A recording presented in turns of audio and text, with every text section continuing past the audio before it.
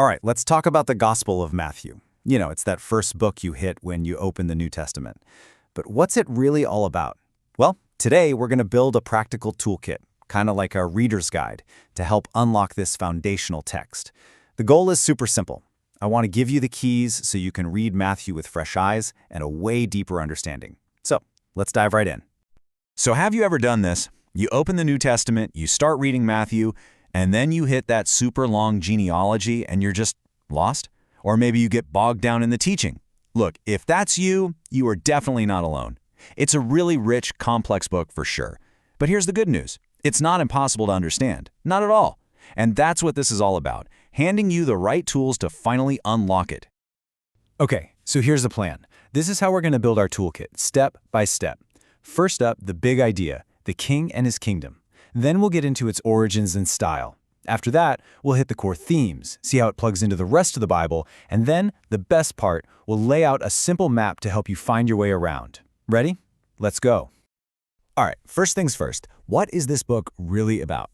I mean, what's the one big idea? This is the most important tool in our kit. It's like the master key, and it's this. Matthew is basically a huge announcement that the king everyone's been waiting for has finally arrived, and he's here to set up his kingdom on earth. Seriously, everything else in the book just hinges on that one single idea. And get this is so cool. Matthew doesn't waste any time. He puts his entire thesis, the whole point of the book, right in the very first sentence. I mean, think about that. When he says son of David, every Jewish reader immediately thinks, whoa, this is him. This is the royal Messiah. And then he adds son of Abraham, and that connects Jesus all the way back to that ancient promise that God's blessing would reach the entire world.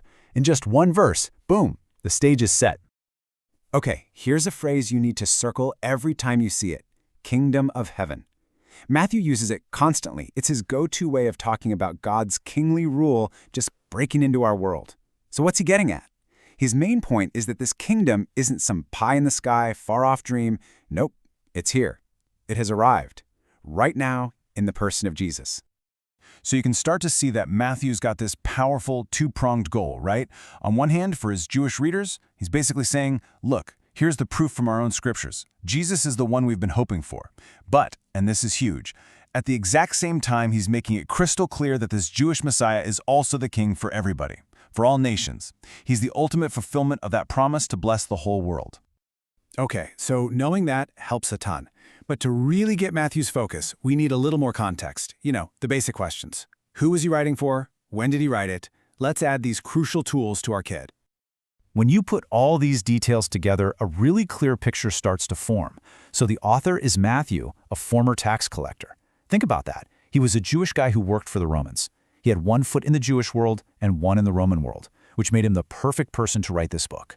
He's probably writing to a church with both Jewish and Gentile Christians, which totally explains why it's so deeply Jewish, but also has this huge mission to the rest of the world.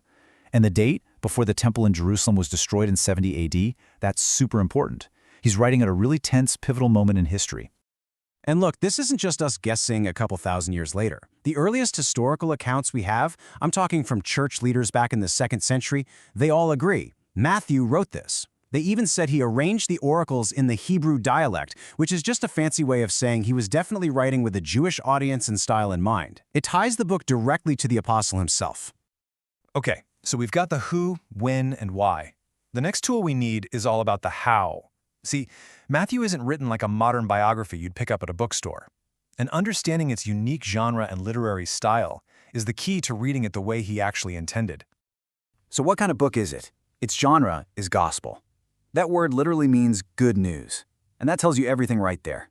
Matthew's goal isn't just to list a bunch of facts about Jesus. No, he's crafting a powerful story designed to convince you of a life-changing truth. It's why he spends so much time on the final week of Jesus' life. Why? Because the death and resurrection, that is the good news. And once you know what to look for, you'll start to see Matthew's unique style pop up everywhere. Like, notice how he goes back and forth between story sections and teaching sections. He actually builds his entire book around 5 big sermons. We'll get to a map of those in a bit. And keep an eye out for how many times he says something happened to fulfill an Old Testament prophecy. He's just constantly weaving the scriptures together to prove his one big point. Jesus is the king. Okay, we've got our context tools ready. Now we can use them to really open up the heart of the book. the big theological ideas. What does Matthew actually teach us about who Jesus is? And, maybe more importantly, what does it mean to live like a follower of this king? I mean, Matthew just rolls out this stunning collection of titles for Jesus. He's the royal son of David. He's the son of Abraham, who's here to bless the whole world. He's the one-of-a-kind son of God, confirmed by a voice from heaven. But maybe the most powerful, the most profound title of all is Emmanuel. It means God with us. And Matthew so brilliantly bookends his entire gospel with this idea. He introduces it at Jesus' birth, and he closes the whole thing with Jesus' final promise, I am with you always. It's incredible. And this quote, this one from the Sermon on the Mount, is absolutely critical to understanding Matthew's whole message. Jesus says, listen, I'm not here to just throw out the law and the prophets, the Hebrew scriptures. He says, I did not come to abolish, but to fulfill. He's the one who lives it out perfectly. He's the one who brings all the prophecies to completion. He is the destination that all of Israel's history was pointing toward. So what does it actually look like to be a citizen in this kingdom? Well, Matthew gets super practical. He says it's about an integrity that goes way deeper than just our actions. It goes to our hearts. A place where anger is taken as seriously as murder. It's about a discipleship that costs you something, a willingness to take up your cross and follow him. It means having real compassion for the outcasts, the people society ignores. And it means living as salt and light in a way that points the world back to the goodness of our King. Okay, so let's zoom out for a second. Where does Matthew fit in the big picture of the whole Bible? I mean, why is it the first book in the New Testament? This next tool is all about seeing how Matthew connects everything. There is such a brilliant reason Matthew comes first. It's the perfect hinge for the entire Bible. It's this incredible bridge. It reaches back and gathers up all the promises and prophecies of the Old Testament, and then it shows how they all find their complete fulfillment in Jesus. It's the bridge from the old promise to the new reality. Here's a really powerful way to think about it. You know the first 5 books of the Old Testament, the Torah, or the books of Moses? They lay the whole foundation for the Old Covenant. Well, in a very similar way, Matthew's Gospel acts as the foundational book for the New Covenant. It tells the story of Jesus' work to create a brand new people of God, a people gathered from every single nation. All right, we've made it to our final tool, and honestly, this might be the most practical one of all, a reader's map. Because I promise you, once you see the intentional way Matthew structured his book, the whole thing just opens up and becomes so much easier to read. The secret key to understanding Matthew's structure is just one number, 5. 5. Why 5? Well, think about it. The Torah, the foundation of the Old Testament, is the 5 books of Moses. So what does Matthew do? He brilliantly arranges Jesus' most important teachings into 5 major sections, or discourses. He's intentionally showing us that Jesus is the new and greater Moses, the ultimate teacher for God's people. And here is that map. It kicks off with the famous Sermon on the Mount, that's the ethics of the kingdom. Next up in chapter 10 is the mission discourse, which is all instructions for the disciples. Then you get the parables of the kingdom in chapter 13, which reveal what the kingdom is like. The 4th block in chapter 18 is all about life in the church community, and it all builds to the final one, the Olivet Discourse, which looks toward the future. Each one is just a goldmine of teaching.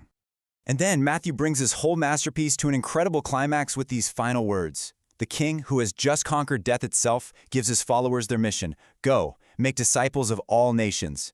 And then he ends it by coming full circle, right back to that idea from chapter 1, with the most powerful promise you can imagine. Emmanuel, God with us, always, to the very end of the age. So, there you have it. That's your toolkit for reading the Gospel of Matthew. It's the story of a king who doesn't build his kingdom with force, but with love and sacrifice, and who invites every single one of us to become citizens. Which really leaves us with just one final and most important question. And it's not some academic trivia, it's personal. Now that you have the tools, how will you live as a citizen of his kingdom? Thanks for digging into this with me.